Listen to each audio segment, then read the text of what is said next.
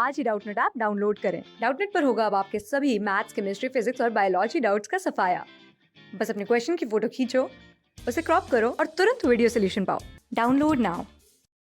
इस क्वेश्चन में हमें एक स्टेटमेंट दे रखी है, एक और स्टेटमेंट दे रखी है स्टेटमेंट 2। हमें बताने की स्टेटमेंट 1 है वो सही है कि नहीं, स्टेटमेंट 2 है वो सही है कि नहीं, और जो स्टेटमेंट 2 है वो स्टेटमेंट 1 को एक्सप्लेन कर रही है कि नहीं, वो हमें बताना है। तो स्टेटमेंट 1 क्या है? Primary benzylic halides are more reactive than primary alkyl halides toward SN1 reaction. तो अगर हम SN1 रिएक्शन में देखें तो SN1 रिएक्शन में क्या बनता है? कार्बोकेटायन बनता है।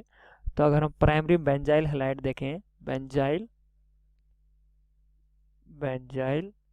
हैलाइड CH2Cl, अगर हम हैलाइड लेते हैं तो X, इसमें क्या बनेगा? SN1 रिएक्शन होगी। SN1 रिएक्शन होगी तो क्या बनेगा? कार्बोकेटायन बनेगा। ओके, तो CH2 प्लस। ओके, और दूसरा क्या है? Alkyl halide. अगर हम कोई दूसरा अल्काइल हैलाइड लेते हैं CH2X, इसका अगर हम SN1 रिएक्शन होगी तो क्या बनेगा? इसके अंदर भी कार्बोकेटायन बनेगा। अब इसके अंदर देखें, बेंजाइल हैलाइड के अंदर देखें तो कार्बोकेटायन है वो कॉन्जुगेशन में है बेंजीन के। तो जो कार्बोकेटायन बन रहा है वो कॉन्जुगेशन में है। और इसके अंदर अल्काइल हैलाइड में कोई भी कॉन्जुगेशन नहीं है। तो कार्बोकेटायन ज़्यादा स्टेबल है क्योंकि कार्बोकेटायन कॉन्जुगेशन में है। कॉन्जुगेशन में होने की वजह से जो बेंजाइल हैलाइड में कार्बोकेटायन बन रहा है वो स्टेबल बन रहा है। तो जितना ज़्यादा स्टेबल कार्बोकेटायन होगा उतनी ज़्यादा उसकी रिएक्टिविटी होगी। इसे बोला है कि primary benzyl halide are more reactive. तो स्टेटमेंट सही है क्योंकि इसके अंदर जो कार्बोकेटायन बन रहा है वो स्टेबल कार्बोकेटायन बन रहा है। अब हमारा स्टेटमेंट 2 क्या है? Reactivity depends upon the nature of nucleophile and the solvent. बिल्कुल सही है। तो reactivity is directly proportional to nucleophile.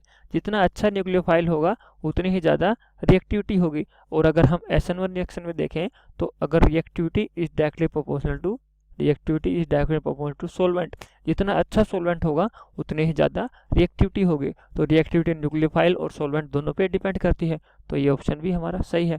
लेकिन जो स्टेटमेंट 2 है वो स्टेटमेंट 1 को एक्सप्लेन नहीं कर रहा, क्योंकि स्टेटमेंट 1 का एक्सप्लेनेशन क्या होना चाहिए? कार्बोटाइन स्टेबल कार्बोकेटायन बन रहा है इसलिए वो ज़्यादा रिएक्टिव है। लेकिन इसमें ऐसा कोई रीज़न नहीं दे रखा।